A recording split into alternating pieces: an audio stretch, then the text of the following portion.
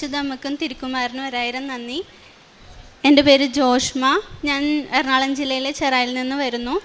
ഞാൻ തൃശ്ശൂർ ജില്ലയിൽ staff നേഴ്സായിട്ട് work ചെയ്യായിരുന്നു. കല്യാണത്തിനെ തുടർന്ന് ഞാൻ റിസൈൻ വെച്ചു. കാരണം ഞാൻ ഹോസ്റ്റലിൽ നിന്നാണ് വർക്ക് ചെയ്തിരുന്നത്. അതിനുശേഷം ഹസ്ബൻഡ് തിരിച്ച് കുവൈറ്റിക്ക് പോയി. ആളവിടെയാണ് ജോലി ചെയ്യുന്നത്. അപ്പോൾ ഞങ്ങൾക്ക് ഒരുമിച്ച് ജീവിക്കണം എന്നുള്ളൊരു അതിയായ ആഗ്രഹം കാരണം ഞാൻ OET പ്രിപ്പയർ ചെയ്യാൻ പോയി. പക്ഷേ പണ്ടോട്ട് ഇംഗ്ലീഷ് എനിക്ക് തീരെ ഇഷ്ടമല്ലാത്തൊരു വിഷയമായിരുന്നു.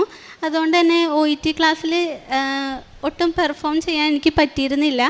പണ്ടോട്ടെ ഒരു തോൽവിയും ഞാൻ അറിഞ്ഞിട്ടില്ല. എക്സാമിനൊക്കെ നല്ല മാർക്ക് ഉണ്ടാവുമായിരുന്നു എനിക്ക്.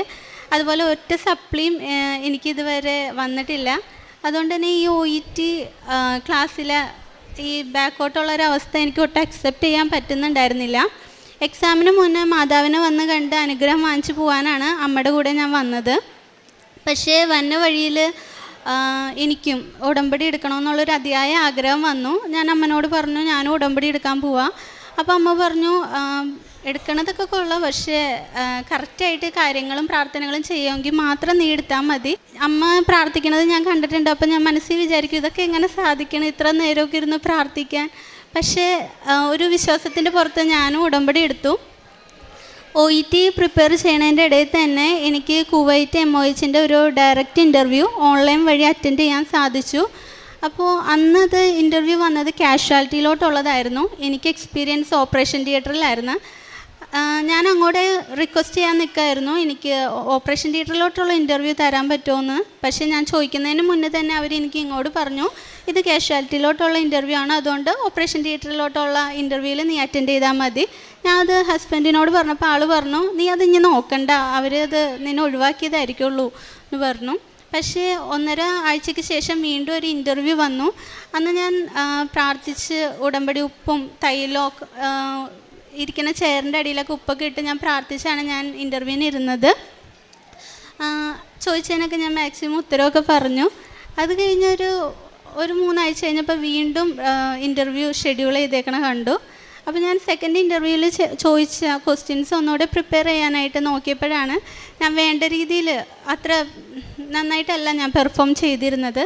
ഞാൻ ആ ക്വസ്റ്റ്യൻസൊക്കെ നന്നായിട്ട് പഠിച്ചിരുന്നു. അതിനുശേഷം 3ാമത്തെ ഇൻ്റർവ്യൂവിലും ഞാൻ പ്രാർത്ഥിച്ചിരുന്നു അമ്മ മാതാവ് തന്നെ വന്ന് എനിക്ക് ഇൻ്റർവ്യൂ തരണമേ. അതുപോലെ തന്നെ ഒരു വളരെ സൗമ്യതയുള്ളൊരു സ്ത്രീയായിരുന്നു 3ാമത്തെ ഇൻ്റർവ്യൂവിൽ. അവർ ബ്ലൂ തട്ടമൊക്കെ ഇട്ടിട്ടുണ്ടായിരുന്നു. അത് കണ്ടപ്പോൾ തന്നെ എനിക്ക് ഭയങ്കര ആശ്വാസമായി. പിന്നെ ഇൻ്റർവ്യൂവിന് മുന്നേ തന്നെ ഞാൻ ഹസ്ബൻഡിനോട് പറഞ്ഞു അവർ ചോദിക്കും നിങ്ങളുടെ കറക്റ്റ് സ്ഥലമൊക്കെ ചോദിക്കും, എനിക്കത് പറഞ്ഞു തന്നോ എന്ന് പറഞ്ഞു. അപ്പോൾ ഹസ്ബൻഡ് പറഞ്ഞു ഇല്ല, അവർ പേഴ്സണൽ ക്വസ്റ്റ്യൻസ് ഒന്നും ചോദിക്കത്തില്ല, അതുകൊണ്ട് അത് നീ അതുകൊണ്ട് അതിൽ വലിയ ഇമ്പോർട്ടൻ്റ് ഇല്ല എന്ന് പറഞ്ഞു. അപ്പം ഞാൻ പറഞ്ഞു ഇല്ല ചോദിക്കും. അതുപോലെ തന്നെ അവർ ഇൻ്റർവ്യൂ തുടങ്ങി. വളരെ ഫ്രണ്ട്ലി ആയിട്ട് അവർ ആദ്യം പേഴ്സണൽ ക്വസ്റ്റ്യൻസാണ് അവർ ചോദിച്ചത്. എന്തുകൊണ്ട് ഇത്ര നാളായി നഴ്സിംഗ് കഴിഞ്ഞിട്ടും പുറത്തോട്ട് നോക്കിയില്ല എന്നാണ് പറഞ്ഞത്. സത്യം പറഞ്ഞാൽ എനിക്ക് പുറത്തോട്ട് പോകാൻ പേടിയായിരുന്നു. അതിനുള്ളൊരു ധൈര്യമൊന്നും എനിക്ക് ഉണ്ടായിരുന്നില്ല. പിന്നെ ഹസ്ബൻഡിൻ്റെ കൂടെ ഒരുമിച്ച് ജീവിക്കണമെന്നുള്ളൊരു ആഗ്രഹം കൊണ്ടും പിന്നെ എനിക്കൊരു അനിയത്തിയുണ്ട്. ഹസ്ബൻഡിൻ്റെ വീട്ടിലും 2 അനിയത്തിമാരുണ്ട്. അപ്പോൾ അവരുടെ കാര്യങ്ങളൊക്കെ നോക്കാൻ എനിക്കും നല്ലൊരു ജോലി അത്യാവശ്യമായിരുന്നു. പിന്നെ പപ്പനെയൊക്കെ ഹെൽപ്പ് ചെയ്യണമെന്നും എനിക്ക് ഭയങ്കര ആഗ്രഹമായിരുന്നു. എന്നാലും ധൈര്യം ഇല്ലാത്തതുകൊണ്ട് ഞാൻ അതിന് വേണ്ടി ഇതുവരെ പ്രയത്നിച്ചിട്ടില്ല എന്നതാണ് സത്യം. അങ്ങനെ ഇൻ്റർവ്യൂ എനിക്ക് നന്നായിട്ട് അറ്റൻഡ് ചെയ്യാൻ പറ്റി. സെക്കൻഡ് ഇൻ്റർവ്യൂവിന് ചോദിച്ച അതേ ക്വസ്റ്റ്യൻസാണ് തേർഡ് ഇൻ്റർവ്യൂവിന് എനിക്ക് ചോദിച്ചത്. വളരെ സന്തോഷത്തോടെ തന്നെ ഞാൻ ആ ഇൻ്റർവ്യൂ കംപ്ലീറ്റ് ആക്കി. പക്ഷേ 1 മാസം കഴിഞ്ഞിട്ടും ഇൻ്റർവ്യൂ പാസ്സായോ ജോലി കിട്ടുമോ എന്നുള്ളൊരു അപ്ഡേഷനും എനിക്ക് കിട്ടിയിരുന്നില്ല. അപ്പോൾ ഹസ്ബൻഡ് പറഞ്ഞെങ്കിൽ നീ ഒരു കാര്യം ചെയ്യ്, കിട്ടുകയോ കിട്ടാതിരിക്കുകയോ ചെയ്യട്ടെ, നീ OET ഒന്ന് എക്സാം എഴുതി നോക്കൂ എന്ന് പറഞ്ഞു. പക്ഷേ ഈ 37,000 രൂപ കൊടുത്ത് OET ട്രൈ ചെയ്യാനായിട്ട് എനിക്ക് വലിയ മനസ്സുണ്ടായിരുന്നില്ല. അപ്പോൾ ഞാനും അമ്മയും കൂടി ഒരു ഉടമ്പടി ധ്യാനം കൂടി. അപ്പോൾ എൻ്റെ മനസ്സിലും ഈ ധ്യാനം കഴിയുമ്പോഴേക്കും എനിക്ക് ഒരു ഉത്തരം തരണം, OET ആണോ കുവൈറ്റ് MOHലോട്ടാണോ ഞാൻ നോക്കേണ്ടതെന്നുള്ളതിന്. അമ്മയും ഈ സെയിം കാര്യം തന്നെയാണ് പ്രാർത്ഥിച്ചുകൊണ്ടിരുന്നത്. പക്ഷെ ഞങ്ങൾക്ക് 2 പേർക്കും അറിയത്തില്ലായിരുന്നു അത്. ധ്യാനം കഴിഞ്ഞു. ഞാൻ OETക്ക് ഫീസ് പേയ്മെൻറ്റ് ചെയ്യാൻ പോണതിന് തൊട്ട് മുന്നേ ഞാൻ മെയിൽ ചെക്ക് ചെയ്തപ്പോൾ എൻ്റെ കയ്യിലിരുന്ന് തന്നെ ഫോണിൽ എനിക്ക് ഓഫർ ലെറ്റർ വരികയാണ് ചെയ്തത്. അന്നേരം തന്നെ ഞാൻ ഉറപ്പിച്ചു എൻ്റെ വഴി ഇതാണ്, മാതാവ് എനിക്ക് വേണ്ടി ഒരുക്കി തന്നത് ഇതാണെന്ന് ഞാൻ തീരുമാനിച്ചു. പിന്നീട് പോലെ കുറേ നാളത്തേക്ക് അപ്ഡേഷനൊന്നും ഉണ്ടായില്ല. പ്രാർത്ഥിച്ചതിൻ്റെ ഫലമായിട്ട് മാതാവിൻ്റെ ജനന തിരുനാളിൻ്റെ അന്ന് തന്നെ എനിക്ക് വിസ വന്നു. പിന്നെ ഇതുപോലെ എൻ്റെ ഒറിജിനൽ സർട്ടിഫിക്കറ്റായിട്ട് ഞാൻ ഒരു ദിവസം ഫോട്ടോസ്റ്റാറ്റ് എടുക്കാൻ പോയി. പിന്നെ അത് കഴിഞ്ഞ് നേരെ ഞാൻ തൃശ്ശൂർ എൻ്റെ കോളേജിലേക്ക് പോവായിരുന്നു. അപ്പോൾ പെട്ടെന്ന് ബസ് വന്നപ്പോൾ ഞാൻ ആ ബസ്സിൽ കയറി പോയി. പിന്നീടാണ് എന്തോ ഒന്ന് മിസ്സായി എന്ന് എൻ്റെ മനസ്സിലെന്ന് എന്തോ പറയുന്നുണ്ട്. അപ്പോൾ കുവൈറ്റിൽ എൻ്റെ ഹസ്ബൻഡ് അന്നേരം ഉറങ്ങിക്കിടക്കായിരുന്നു. ആൾക്ക് സ്വപ്നത്തിൽ ഒരു സ്വപ്നം കണ്ടു, ഞാനിങ്ങനെ സർട്ടിഫിക്കറ്റ്സ് മിസ് ചെയ്ത് വെച്ചിട്ട് പോന്നു. ആളെന്നെ അപ്പം തന്നെ വിളിച്ചിട്ട് പറഞ്ഞു, ജോഷ്മ നിൻ്റെ 3 സർട്ടിഫിക്കറ്റ് നീ അത് മിസ്സാക്കിയിട്ടുണ്ട്, നോക്കുമെന്ന് പറഞ്ഞു. ഞാൻ ബസ്സിലിരുന്ന് നോക്കിയില്ല, ടെൻഷനും പിന്നെ അന്നേരത്തെ ഒരു വെപ്രാളം കാരണം ഞാൻ നോക്കിയില്ല. സ്റ്റാൻഡിലെത്തി ഞാൻ ഫയൽ തുറന്ന് നോക്കിയപ്പോൾ ആൾ പറഞ്ഞതുപോലെ 3 സർട്ടിഫിക്കറ്റ് ഞാൻ ആ ഫോട്ടോസ്റ്റാറ്റ് കടയിൽ മറന്നു വയ്ക്കുകയാണ് ചെയ്തത്. പിന്നീട് ഞാനത് പോയി കളക്ട് ചെയ്തു. അതുപോലെ മെഡിക്കലി എനിക്ക് ഭയങ്കര ടെൻഷനായിരുന്നു. കാരണം എനിക്ക് 3 പ്രാവശ്യം കോവിഡ് വന്നിട്ടുണ്ട്. എല്ലാ ഡിസംബർ മാസവും എനിക്ക് വയ്യാതെയാവും, വല്ലാത്ത ചുമയും, മാസങ്ങളോളം മരുന്ന് കഴിക്കേണ്ടി വരും. എനിക്ക് മര്യാദക്ക് ജോലി എടുക്കാൻ പോലും ഓപ്പറേഷൻ തിയേറ്ററിൽ AC ആണ്. അതുകൊണ്ട് തന്നെ എനിക്ക് ഭയങ്കര ബുദ്ധിമുട്ടുകളായിരുന്നു കോവിഡിൻ്റെ ആഫ്റ്റർ എഫക്റ്റ് ആയിട്ട്. ആ സമയത്ത് എക്സ്റേ എടുത്തപ്പോൾ എനിക്ക് ലങ്സിൽ വൈറ്റ് പാച്ച് ഉണ്ടായിരുന്നു. മെഡിക്കലിൻ്റെ ടൈമിലും ഒരുപാട് കോവിഡിൻ്റെ ആഫ്റ്റർ എഫക്റ്റ് ആയിട്ട് വൈറ്റ് പാച്ച് ഉള്ളതിനാൽ മെഡിക്കൽ ഫെയിൽ ആവണമെന്നൊരു ന്യൂസ് അന്നേരം ഉണ്ടായിരുന്നു. ശരിയായിരുന്നു, ഒരുപാട് നഴ്സുമാർ അതുകൊണ്ട് ബുദ്ധിമുട്ടുന്നുണ്ടായിരുന്നു. എന്നിട്ട് ഞാൻ മെഡിക്കലിൽ പോയ സെൻറ്ററിൽ ഉപ്പിട്ട് പ്രാർത്ഥിച്ചു എക്സ്റേ എടുക്കണോടത്തും. എക്സ്റേക്ക് വെയിറ്റ് ചെയ്യണ സമയത്ത് ഞാൻ കണ്ണു തുറന്നിരിക്കുകയായിരുന്നു. അപ്പോൾ തന്നെ എനിക്കൊരു കാണാൻ കഴിഞ്ഞത് ഒരു 15 വയസ്സൊക്കെ ഉള്ളൊരു കുഞ്ഞു മാതാവ് ഭയങ്കര ചിരിച്ചിട്ട് ഒരു ക്യാൻവാസിൽ ലെങ്സ് വരച്ചേക്കാം. എന്നിട്ട് ഒരു ബ്ലാക്ക് പെയിൻറ്റ് വെച്ചിട്ട് ആ വെള്ള സ്ഥലത്തൊക്കെ പെയിൻറ്റ് അടിച്ചുകൊണ്ടിരിക്കുക. ആ സെയിം ടൈമിൽ തന്നെ ഒരു നന്മ നടന്ന മറിയോന്നും പറഞ്ഞിട്ട് പുറത്തുനിന്ന് ഞാൻ കേട്ടു. അത് പിന്നീട് മനസ്സിലായി 2 വീടപ്പുറം ഒരു മരണ വീടുണ്ടായിരുന്നു, അവിടെ നിന്ന് കേട്ടതാണെന്ന്. പക്ഷേ ഞാനത് പൂർണ്ണമായും വിശ്വസിച്ചു. പിന്നീട് ഞാൻ ടെൻഷൻ അടിച്ചില്ല, ഭയങ്കര ധൈര്യത്തോടെ തന്നെ പോയി ഞാൻ ചെസ്റ്റ് എക്സ്റേക്ക് നിന്നു. റിസൾട്ട് വന്നപ്പോൾ ഫസ്റ്റ് അറ്റംപ്റ്റിൽ തന്നെ റിപ്പീറ്റ് ഒന്നുമില്ലാതെ എനിക്ക് മെഡിക്കൽ പാസ്സാവാൻ കഴിഞ്ഞു. അപ്പോൾ എനിക്ക് ഇടയ്ക്ക് ഒരു വചനം കിട്ടുമായിരുന്നു, മകളെ ധൈര്യമായിരിക്കുക, നിൻ്റെ വിശ്വാസം തന്നെ രക്ഷിച്ചിരിക്കുന്നു. ആ വചനത്തെ ഞാൻ പൂർണ്ണമായും വിശ്വസിച്ചു. അതിനുശേഷം ഇന്നലെ നൈറ്റ് എനിക്ക് ടിക്കറ്റ് വന്നു. ഈ 20-ാം തീയതി ഞായറാഴ്ച 8:55-നാണ് എൻ്റെ ഫ്ലൈറ്റ്. ജോലി ചെയ്തുകൊണ്ടിരുന്നത് കൊണ്ട് തന്നെ എന്തെങ്കിലും നമ്മുടെ ആവശ്യത്തിന് വേണ്ടിയിട്ട് പപ്പടയെന്നോ ഹസ്ബൻഡിൻ്റെ കയ്യിൽ നിന്നൊക്കെ കാശ് വാങ്ങാനായിട്ട് എനിക്ക് ഭയങ്കര മടിയുള്ള കാര്യമാണ്. അവർ തരണ കാശ് തന്നെ ഞാനത് സൂക്ഷിച്ച് ഉപയോഗിക്കുകയുള്ളൂ. കാരണം അധ്വാനിച്ചുണ്ടാക്കണതിൻ്റെ ഒരു ബുദ്ധിമുട്ടൊക്കെ നമുക്ക് അറിയാവുന്നതുകൊണ്ട് ഈ MOH എനിക്കിപ്പോൾ കിട്ടിയേക്കണ ജോലി കുവൈറ്റ് ഗവൺമെൻറ്റിൽ ഡയറക്റ്റ് ഉള്ളൊരു ജോലിയാണ്. ഇതിൻ്റെ ഇടയിൽ ഒരു ഏജൻസിയും ഇല്ല, ഒരു കാശ് ചിലവും ഇല്ലാതെ ആണ് എനിക്ക് ഈ ജോലി കിട്ടിയത്. ആകെ കാശ് അയക്കണത് അറ്റസ്റ്റേഷന് മാത്രമാണ്, പിന്നെ കൊണ്ടുപോകേണ്ട സാധനങ്ങൾക്കും. ഇത്രയും വലിയ അനുഗ്രഹം നേടിത്തന്നതിന് അമ്മ മാതാവിനോടും തിരുക്കുമാരനോടും 1000 നന്ദി ഞാൻ പറയുന്നു.